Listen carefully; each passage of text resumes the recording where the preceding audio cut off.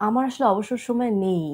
আমি আসলে ধরো মুভি দেখছি। হুম। সেটা আমার আসলে ফ্রি টাইম না। সেটা আমার মানে ওই শিডিউলের মুভি মধ্যে তুমি শুধু থাকে।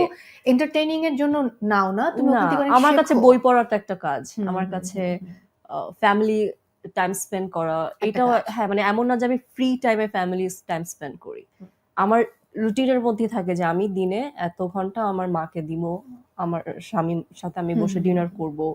মানে এরকম করে আমার সাজানো আরকি জীবনটা সম্পূর্ণ যে কাজ থাকবে, হ্যাঁ, ফ্যামিলি টাইম থাকবে, নিজস্ব টাইম থাকবে মানে একদম এবং গোছানো। সবকিছুর পরে একেবারে ফ্রি টাইম আমার আর হয় না।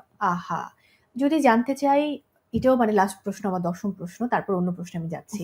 যে আ এই যে এত ব্যস্ততা, এত কিছু, বাট এখনকার যে অর্চিতা স্পর্শিয়া, তুমি কি তোমার নিজেকে নিয়ে সন্তুষ্ট? হ্যাঁ।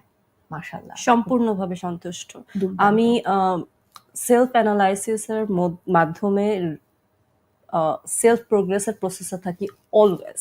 এটা দুর্দান্ত। সো ধরো যে আমি গতকালকে যে মানুষটা ছিলাম, যে শিল্পী ছিলাম, আজকে আমি তার থেকে বেটার এবং আগামীকাল আমি আজকের থেকে বেটার হব। ওয়াও! সো সেই জায়গা থেকে আমি নিজেকে নিয়ে সন্তুষ্ট যেহেতু আমি সবসময় বেটারমেন্ট এ থাকি, এবং সবসময় প্রোগ্রেস এ এই থাকি। যে ইতিবাচক এই ব্যাপারটা কিন্তু খুব বেশি এনার্জি দেয়, বুস্ট আপ করে। সেই শুরুতে মানে ইম্পসিবল 5, লাইফে ইম্পসিবল কি করেছো? আ যেটাকে মনে হয় মানে আপাত দৃষ্টিতে যেটা পসিবল না, বা সেটা তুমি করে বেঁচে দেখিয়েছো। আছি। বেঁচে থাকা? বেঁচে থাকা। কারণ মাঝে একটা বড় সার্জারি গেছে আমি যতটুকু জানি। ওইটা তো হুম, হুম, ফিজিক্যাল হেলথ এর হুম, হুম, হুম, মেডিকেল ইস্যু একটা। কিন্তু ধরো যে আমার জন্ম থেকে হুম, নিয়ে হুম, ইভেন এখন পর্যন্ত এই যে জীবন চলছে, জীবনে আমার অনেক কিছু হয়েছে। আমার সাথে অনেক কিছু হুম, হয়েছে হুম, হুম। এবং আমার মনে হয় না যে আমার জায়গায় অন্য কেউ থাকলে এতটা এইভাবে আসলে বেঁচে থাকতে পারত। আমি যেভাবে হাসিখুশিভাবে বেঁচে আছি। তো হ্যাঁ, মানে আমি যে বেঁচে আছি এটা একটা ইম্পসিবল জিনিস। কিন্তু আমি বেঁচে আছি এবং শুধু বেঁচে আছি এরকম না। আমি ভালোভাবে ভালোভাবে। বেঁচে আছি। তুমি যেটা বলছো আমার মনে হচ্ছে তুমি আমার মনের কথাগুলো বলছো। মানে আমি আমার জায়গা থেকে আমার নিজের জীবনটাকে ঠিক এইভাবেই ফিল তাই করি। না? যে যে আমি যে বেঁচে হ্যাঁ, আছি, এটাই অনেক এটাই আসলে অনেক, এবং এটা অনেক বড়। ভালোভাবে বেঁচে আছি আমরা। হ্যাঁ, তুমি কত ভালো, ভালো কাজ করছো। Same, so same. মাশাআল্লাহ। সো মাশাআল্লাহ। একটা ব্যাপার জানতে চাই, নিজের ব্যক্তি জীবনের সবচেয়ে ভালো বন্ধু কারা?